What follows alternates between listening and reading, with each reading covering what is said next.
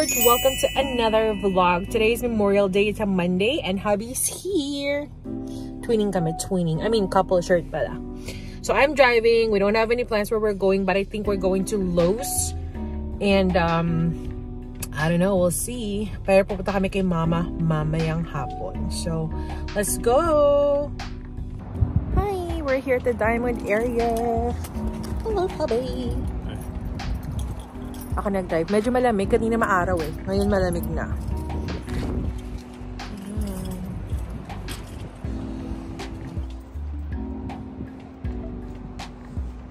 See? It's raining over there. So I feel like it's going to rain anytime soon here as well. Date lang kami ni Happy. Memorial date. Memorial Day date.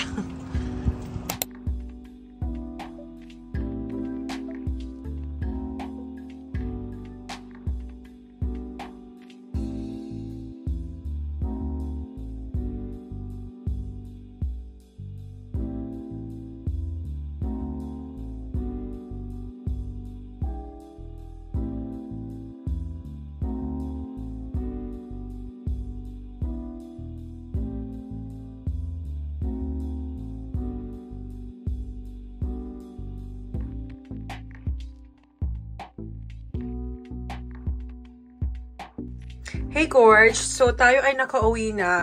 Wala talaga kami masyadong ginawa. Like, di na kami nag-film or whatever. In-enjoy lang namin yung moments. But ito yung binili ko sa Old Navy na top. Perfect yan. Kahit mataba tayo, okay lang yan. Importante, comfortable tayo at confident, diba? Tapos meron pa akong white nito. And then navy blue. Tapos ito green shirt. Baka pang dito ko lang siya. Pero magagamit ko yun sa Pilipinas. Pag makauwi tayo, diba? Love it. Tapos, Gorge, ano lang to? $6 each. So, may mga ibang colors. Sana bibinin ko lahat. Kaya lang wala ng sizes. So, binili ko is XL para sure. Kasi pag large, sobrang sikip naman. Pero XL lang ako dito. Tsaka, hindi siya masyadong mababa dito, diba? So, ayan. Gusto natin siya. Love it. Kakulay ko yung ano namin. Ala, kakulay ko yung aming kama. But, yun lang, Gorge, ang aming ginawa for today. Hi again, Gorge. By the way, I forgot to tell you na bumili pala ako ng sunscreen sa Ulta Beauty. So, nagpalit na ako ng damit. Alam niyo ba itong shirt na to? Binili ko to last year sa, San Diego, sa Five Below. Pero, super, siya, $5 lang. And it's super comfortable. I just wish bumili pa ako ng marami. Pero, wala na kasing sizes at the time. So, ito nga yung mabili natin sa Old Navy. Diba? Ayan. Pinold ko na. And then, alam ko, galing na ako Ulta last time. But I needed to buy something. So, I needed to get a sunscreen. And I've actually read a lot of reviews about this. Good reviews ng Dear Cloud. And what I actually like about this, what really caught my eye is, pwede siya sa face or body. Although, ito ay napakaliit naman. So, sa face ko na siya gagamitin. Ang gusto ko is wala siyang white cast as they claim to be. SPF 50+++. And then, okay din siya for UVA and UVB. Nakahanapin yun. And may Cica siya and aloe vera. Great for sensitive skin. But again, this is the first time that I'm gonna use this product. And if you've tried this before, let me know what you think. Or let me know what your thoughts are. And then, bumili na ako ulit ng hyaluronic acid. So, my husband is kind of loud because he's playing games right now with his best friend virtually. So, bumili ako ng hyaluronic acid kasi paubos na yung sa akin. And then, I got this. Well, I didn't want to spend a lot kasi last time I already spent much because of Mother's Day nga. But, yeah, I got this tiny sun balm. Hindi ko alam kung natagal to hanggang end of July. Pero, mamimili ulit ako ng mga travel essentials before end of July para dadalhin namin ni Tin sa aming pupuntahan. So, ayan. Hi, Gorge. So, magluluto ko ngayon ng corned beef. Medyo malakas yung TV na ko. Kasi pinapalit ko si Alex Gonzaga.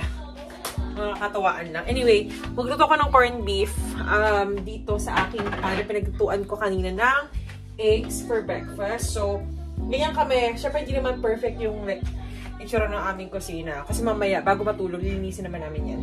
So, anyway,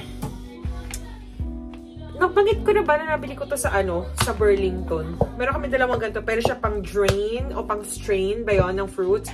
And then, meron pa rin kaming isa para dun sa aming microwave. So, mag-slice ako ng onions. Konting onions tsaka corned beef para masarap. So, may rice para natira. Siguro yun na lang ang papakain ko kay Habi tomorrow for baon. Or, yung leftover kanina sa chilies. Kasi hindi naman namin naubos, gorge. Hindi naman kami gano'ng katakaw. Hindi naman gano'ng katakaw. Pwede pa tong pang, ano ba to? Pang almusal or pang merienda tomorrow, pang baon ko rin sa work. Kasi pasok na bukas. So, today sa Monday, tomorrow is pasok na ulit. So, medyo busy na ulit tayo. Hindi ako masyado nag-vlog lately. Parang medyo dinediet ko yung sarili ko sa social media, especially sa YouTube. Kasi this is just for memory sake and just for, basically for fun. So, ayun, parang I just wanna keep memories. Kaya konti lang. And si Habi talaga mahihain siya. Hindi siya masyadong sumasali sa vlogs. And hindi lahat ng videos ay ina-upload ko. So, yung ibang videos sa TikTok, yung ibang videos sa ano lang, phone ko lang, phone niya lang, hindi namin lahat ina-upload. So, anyway, that's because mahihain siya and para may konting privacy pa rin, diba? So, anyway, ayun lang, gorge. Magluluto muna ako, magkachop ako ng onions, and then babalikan ko kayo.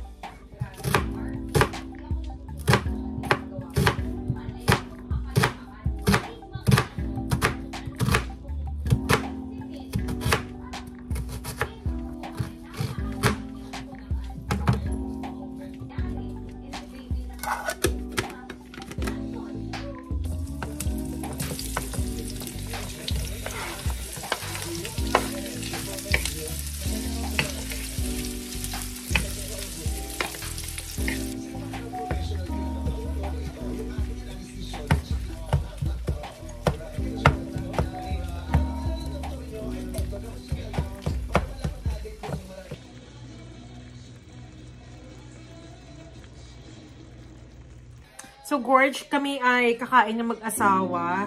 So, si Habi ay may ginagawa pa sa kwarto. Sabi niya mauna na ako kumain. Pero, susunod na rin mamaya-maya. So, ganito yung aming food. Alam mo, I can eat corned beef every single day. Tsaka eggs. Favorite ko talaga yun. Tsaka orange juice. So, kain muna tayo, gorge. And then, after this, mag-ano ako. Mag-fold ako ng ba to? Laundry. Medyo mataas na yung ano namin, ipa-fold. So, si Habi, hindi ko na pinapatulong kasi mapili talaga siya. Pero, pagod na pagod siya sa work. Buti na nga lang nakapag-day off siya today kasi supposedly may work siya. So, sabi ko, okay lang yun. Kahit double pay, huwag ka na mag-work. Mag-day off ka na lang today. So, ayan. Panood muna ako ng TV, yung Showtime. And then, kain muna ako ng corned beef, rice, cutting rice, and ketchup. So, gorge, ako ay magtutupi ng damit. Ayan. Ang aking asawa ay nasa kabilang kwarto at hayaan ko na siya magpahinga kasi tulungan daw niya ako. Sabi ko, wag na lang dahil nga ay maaga siya tomorrow papasok. So, anyway, dito ko nilalagay yung mga tupiin namin. So, today again is a Monday, Memorial Day. At naisip ko na mag-vlog. Chika-chika lang tayo, alam niyo yun. So, ang weird yung weather dito sa Anchorage. I don't know if particularly the whole Alaska, but particularly here in Anchorage, medyo weird yung weather. Makulimlim, tapos may araw na naman. Pero 11 PM pa, or past 11 pa, lulubog yung araw. So, ayan, gorge.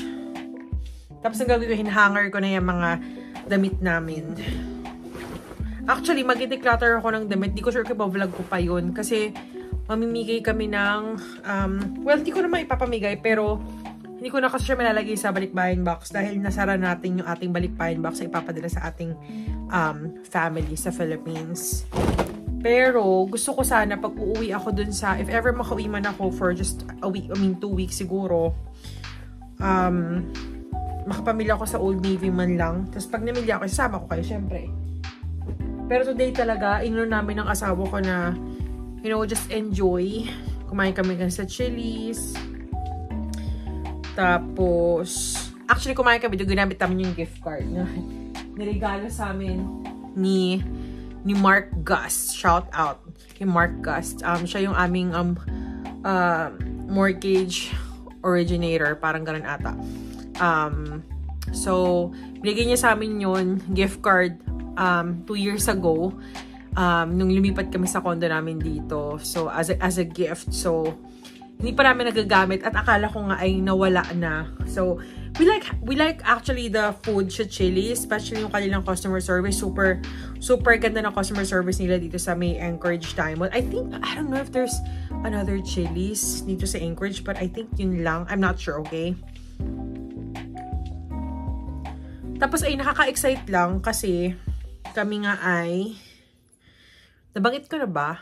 May pupuntahan kami ng aming kaibigan, ng close friend dito sa Anchorage. So, hindi sasama si hubby.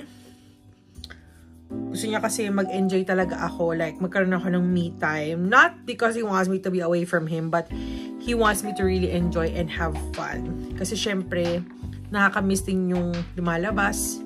Iba pa rin yung, alam mo yun, parang meron kang friends, like real friends to hang out with. And yung mga pareho kayo ng trip. Alam mo yun. So, nakakatuwa lang. Si Tin, and pupunta kami ng tropical place. Super excited na kaming dalawa. So, ang pakay talaga namin doon ay manood ng concert. Plus, mamamasyal na rin kami, syempre. Diba? Ang mahalaga dun is, alam niyo yung pupuntahan nyo, may itinerary kayo, and of course, alam niyo yung inyong budget. So, ayun lang. So, tutupin ko rin yung mga damit namin dito, Gorge. At babalikan ko kayo pagkatapos. Hey, Gorge! So, tapos na ako magtupi ng damit. Nakatulog na yung asawa ko sa kabilang kwarto. Mamaya lilipat siya dito or gigisingin ko. Or minsan doon ako natutulog sa kabilang kwarto. But anyway, ayan, medyo inaantok na tayo. Ngayon ay... Anong oras na? Bakita niyo ba anong oras na? Past 7. And dito ako sa aking vanity table. Mag-aayos ako ng mga makeup. Maayos naman siya, kaya lang syempre kaya nag-makeup ako. Tapos nga pala, I kind of wanna share with you yung aking skincare product na ginagamit. So ito ay pinadala lang sa akin at super nagustuhan ko siya. Hindi ko pa na-upload yung vlog. So, sana mauna yung TikTok or Reel. Sana mauna yun bago itong vlog na ito. But yeah, let me just show you yung Elizabeth Arden na skincare product ko. So, these are the two skincare products that were sent to me by Community Exine or Elizabeth Arden na rin. Retinol. So, this is retinol plus HPR Ceramide Rapid Skin Renewing Cream. And then, meron din tayong serum. So, nagamit ko na yan. Pero punong-puno siya. Ayun ang itsura niya. And, wala naman siyang bad smell. Pero hindi na siya amoy like chemical or amoy like gamot or some sort of. Tapos, what I like about this is, di pump siya. So, ay hindi ko na pipindutin kasi sayang yung product eh. Ano siya, I like this because it's really travel friendly. So, check nyo na lang sa website. Try ko ilagay sa link sa description box below. So, this is like a free product sent to me by this group, Community Exine. So, they send out free products if you want to opt in. It's up to you. Pero, I've been doing a lot of skincare products or skincare reviews rather or makeup reviews. In fact, bukod dito, may na rin silang pinadala sa akin before na Estee Lauder na skincare product. So, mahal to kung bibiling ko siya. I will definitely buy this, but I also like this. So, pag naubos, I get to choose kung ano yung ibibili natin after. I mean, hindi naman ako ganun ka-arte and I know the products that will work for me. Again, we have different skincare or skin types. So, products that work for me may not work for you and vice versa. So, para lang yung pabango, diba? Hindi lahat ng pabango ay mabango sa katawan or tumatagal dahil magkakaiba tayo ng ating body chemistry. So, anyway, isa nga pala sa gusto ko pang i-share sa inyo ulit kasi na-share ko na siya sa vlog ko. Parang yung mascara ko nag-workout na. Itong Aquaphor na ito. So, I use this as a, what do you call this? Primer for my under eye area. Parang hindi nag-chap or nagka-crack or nakikiki yung concealer. So, I'm gonna bring this kapag nag-travel kami. Pero feeling ko maubos na rin to by then. Or by that time. And then, I still have a few skincare products here that I use. So, inaayos ko pa siya. Kasi yung mga skincare products ko na sa bathroom talaga. So, I think I've mentioned in the past that meron kami dalawang bathrooms and yung isang bathroom sa amin ni Makara kasi andun yung litter box niya, but then I also have my little skincare corner right there. Siguro next time ko lang i-show kasi ayoko talaga ipakita lahat kasi feeling ko medyo nawawalan ako ng privacy. So, anyway, and I've always been a fan of The Ordinary. So this one is different. Meron siyang marine hyaluronics and this one is the original one that I've been using with hyaluronic acid 2% and B5, vitamin B5 and ceramides. Anything with ceramides, hyaluronic acid, perfect yan sa dry skin. So I'm not an expert, but when I used to work as a beauty consultant, I've attended some trainings and I really learned a lot. And again, na-mention ko na tong skincare na to. Na-try natin yan. Hopefully tomorrow, try ko under makeup. And then, at yung Elf lip mask na aking ginagamit. So, very, helpful siya sa lips. And I still have a lot of skincare products na hindi ko, naubos na kasi hindi na ako masyadong bumibili. And I do try mga skincare products. In fact, I actually have some here. Teka lang ha, ibababa ko ng konti. Kasi, etong Dr. G, pinadala rin sa akin to. Ginamit ko na to ha. Actually, I'm surprised kasi medyo nag-tone down yung aking allergy when I use this. So, there's two kinds and I'm gonna do a separate video on this or separate reel. Pero, one of my favorite skincare products talaga ay itong Tony Moly na talaga namang ginagamit ko every time kapag nag-dry yung skin ko. So, gumagamit ako ng L'Oreal, gumagamit ako ng Olay, pero I'm really into Korean products. And I've always been a fan of Korean products, especially nung sa Pilipinas pa ako. But, hindi pa ako nakapunta sa beauty store dito na Beauty K or K-Beauty. Kasi alam ko na mangyari pag pumunta ako doon. So, I've been buying my stuff at Ulta Beauty. And, marami na rin Korean products sa Ulta Beauty since I'm a member of Ulta Beauty. Doon na ako mamimili. Pero, hopefully, before we go to our short vacation, community, makabili ako ng mga products that I will be able to use sa place na yon para tayo ay medyo glowing naman at fresh. So, ilang gorge for today's video. I was actually gonna do a separate skincare